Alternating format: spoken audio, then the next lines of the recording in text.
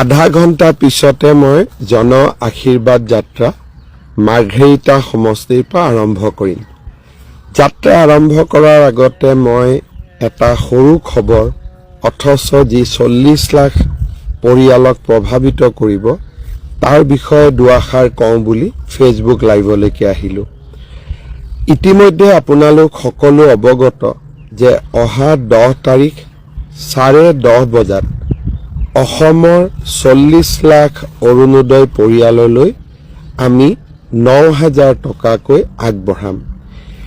এই উপলক্ষে অসমৰ প্ৰতিখন পঞ্চায়তত অসমৰ প্ৰতিটো কাৰ্বি আলং আৰু ডিমা হাছাও জিলাৰ MSC অঞ্চলত আৰু BTCৰ VCDC অঞ্চলত আৰু নগৰসমূহৰ ৱাৰ্ডত আমি একোখনকৈ সভাৰ আয়োজন কৰিছোঁ।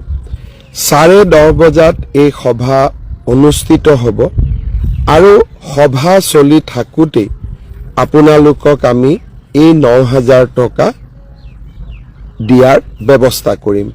সেইবাবে মই সকলো অৰুণোদয় হিতাধিকাৰী পৰিয়ালক এই সভাত উপস্থিত থকাৰ বাবে বিনম্ৰভাৱে নিমন্ত্ৰণ আৰু আমন্ত্ৰণ জনাইছোঁ। আপোনালোক সকলোৱে জানে অসমত সৰ্বমুঠ 40 লাখ অৰুণোদয় পৰিয়াল আছে আৰু আমি যেতিয়া 9,000 টকাকৈ তেখেতসকললৈ সন্মান হিচাপে আগবঢ়াম সৰ্বমুঠ 3,600 কোটি টকা লাগিব। একেদিনত একেলগে 3,600 কোটি টকা এনেধৰণে হস্তান্তৰ কৰাটো ইও এক অভিলেখত পৰিণত হ'ব। আপোনালোকৰ সাহস আৰু আপোনালোকৰ প্ৰেৰণাৰ বাবে আমি এনেধৰণৰ সাহসী কাম কৰিবলৈ সক্ষম হৈছোঁ।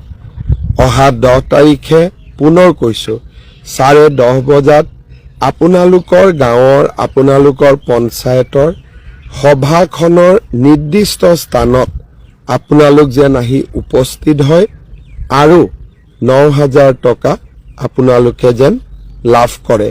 এই মোৰ বিনম্ৰ অনুৰোধ। এইখিনি কথা ক'বৰ কাৰণে ফেচবুক লাইভত আহিছিলোঁ।